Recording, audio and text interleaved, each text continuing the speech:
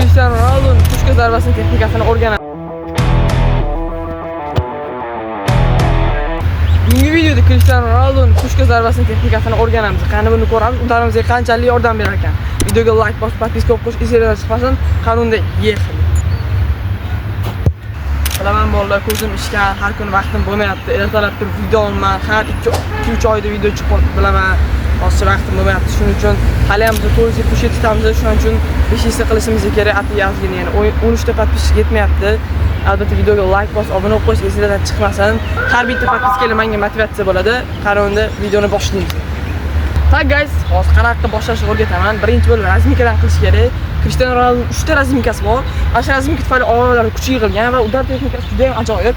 Tepchali oddiy bo'ladi va ikkinchi mashqimizda bizga kerak bo'lgan oddiygina rezinka, har doim aytgan sport rezinka olib yuringlar deb. Shu sport rezinkada ham 3 ta mashq ko'rsaman, shu bilan udarningiga o'tib ketamiz. Yexiling. Tak bolalar, birinchi mashqimiz shu ko'rinishda bo'ladi. Ikkita oyoq turib olamiz. Oyog'imizni shu qismga, ya'ni ikralarimizga qo'ydik bu. Oyoq uchiga chiqamizda, bor vesimizga bilan chiqib sekin tushamiz. Chiqib sekin tushamiz. Ko'pchilik ham bunday qiladi. Nima bu foyda emas-ku. Tez chiqib tushishdan foyda yo'q, sekin qilsanglar, albatta sifatli qilish kerak. Mana.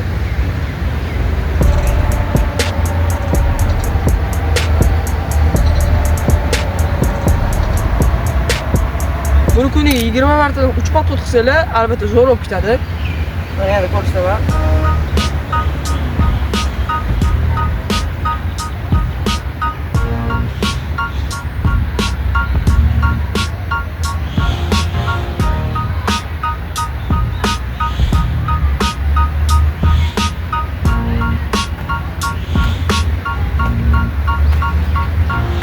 Bolalar, keyingi mashqimiz o'tirib turish. Ya'ni qanaqa oddiy o'tirib turish emas, yarim o'tirib turish. Tak, turamiz, oyoqni yer kengligini ochib o'tiramiz, hali. O'tirgan payt sakraymiz.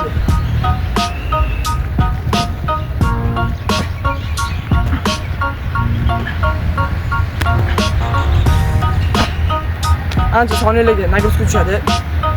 Buni albatta 15 tadan 3 podxod qilamiz. Tak bolalar, uchinchi mashqimiz oddiy bo'ladi. Olchalik qo'linglar, bundoq qo'linglar, eling, bundoq qo'linglar farqi yo'q. Menga mana bu dopni. Tak, ikkita oyoqda ham ishlash kerak. Mana 1 2 3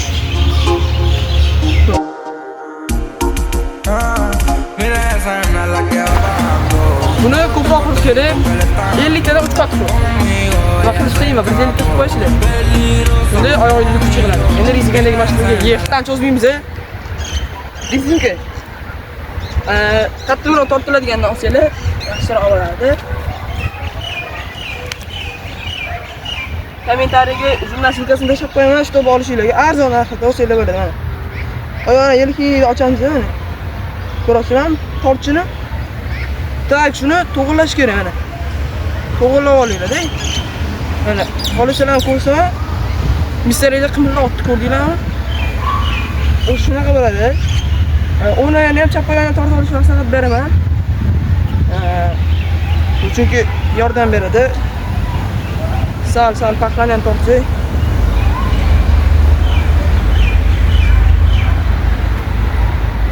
Tepgan payt cho'zilish kerak edi oxirigacha. Oporni qo'lga cho'zilish kerak. Bu birinchisi. Mana ikkinchisi. Yaxshi.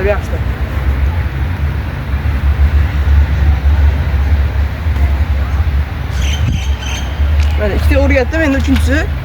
Tak, linkani yechamiz-da. Doyona qilib, ikkinchisini kiritamiz. İyi bo'ldi. Mana. Zo'rasida.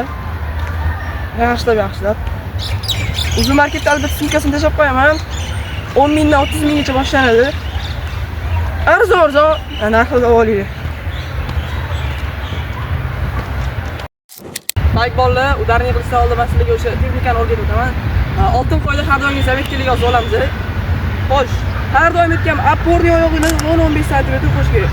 Bu boshqaradi hatta o'sha. Mana bu yoqqa qo'ysalar, udaringlar bu yoqqa ketadi, bu yoqqa ketadi, bu yoqqa qo'ysalar bu yoqqa ketadi. Xo'p, endi opporniy oyoq qo'yishni qattiq qo'yish kerak. Kesarak qisinglar qattiq qo'yish kerak. Bo'lgan payt, ekstrasi aylantirishni kechasini aytdim. Orqaga tashladim. Udardi, oldinga tashladim. Oldinga tashlagan payt ketdilar. Hop. Ko'ryapsizmi? Hop, udar. Tekis ketadi. Qani udarligiga qiling. Senta, sentadão. Pode me dar sequências de peixe, mas quero que aguente meu sentadão. Sentadão. Pode me dar sequências de peixe, mas quero que aguente meu sentadão.